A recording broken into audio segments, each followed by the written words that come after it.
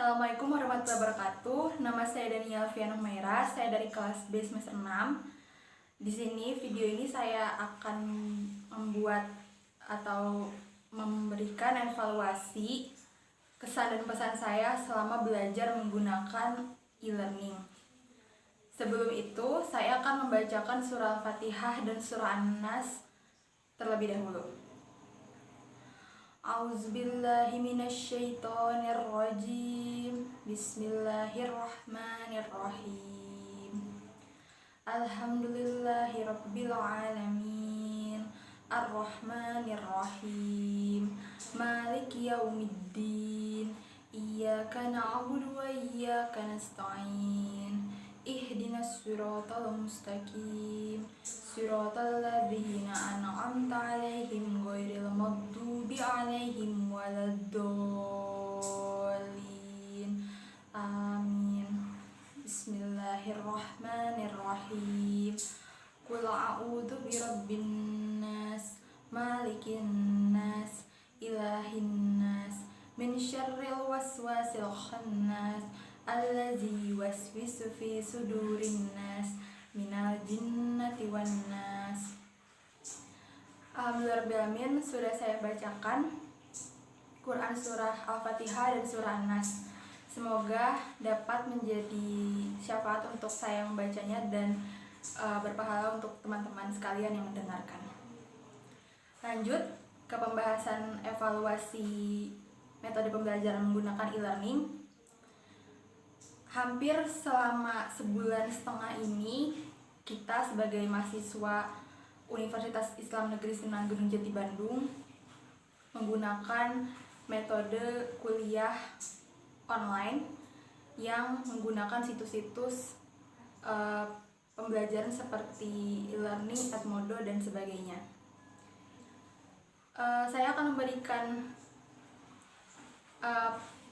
feedback positif yang saya rasakan selama menjalankan metode e-learning ini.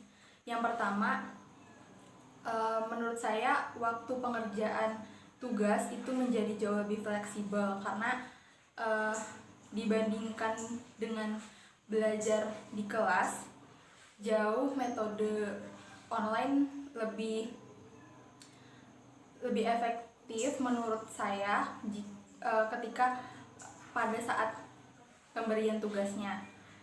Namun ada beberapa hal juga yang perlu diperhatikan, di mana dosen terkadang memberikan tugas secara mendadak, kemudian rentang waktu yang terlalu mepet antara tugas yang diberikan dengan tugas mata kuliah lain. Kemudian juga untuk segi materinya juga belum terlalu banyak diberikan oleh para dosen, dikarenakan mungkin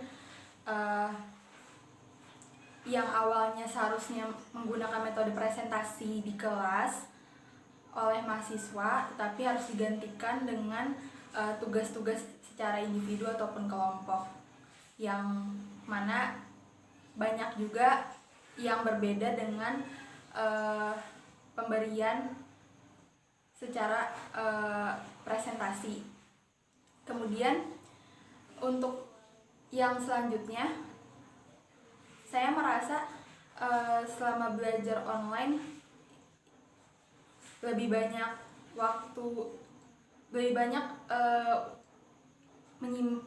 kita bisa saving money, karena kalau misalnya kita ke kampus itu pasti keluar uang, kemudian belum lagi biaya transport dan lain-lain. Tetapi saat kita belajar online, tugas-tugas melalui online itu memudahkan teman-teman yang juga anak kos lebih hemat dalam manajemen uang.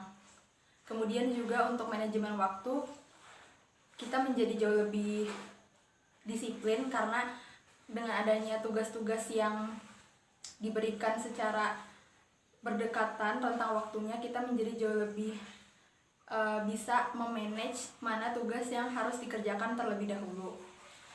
Untuk kekurangannya, mungkin metode e-learning ini agak susah, apalagi saat sekarang dimana semua orang menggunakan internet, kita jadi lebih lambat gitu.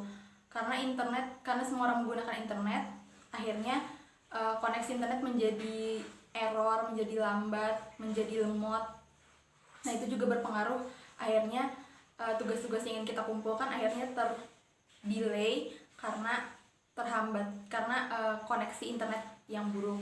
Belum lagi jika ada teman-teman kami yang tinggalnya di daerah pelosok, sehingga menyulitkan mereka yang di daerahnya kurang memadai akses internet untuk menggunakan perkuliahan secara online ini.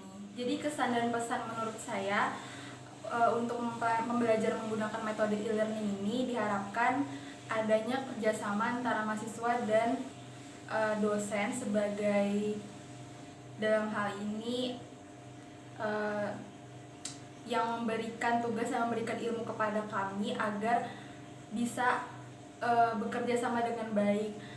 Karena ada beberapa case di mana saya temui juga antara dosen dan mahasiswa tidak bisa sinkron, di mana dosen tidak memberikan instruksi tugas secara jelas, sehingga itu menyulitkan kami sebagai mahasiswa untuk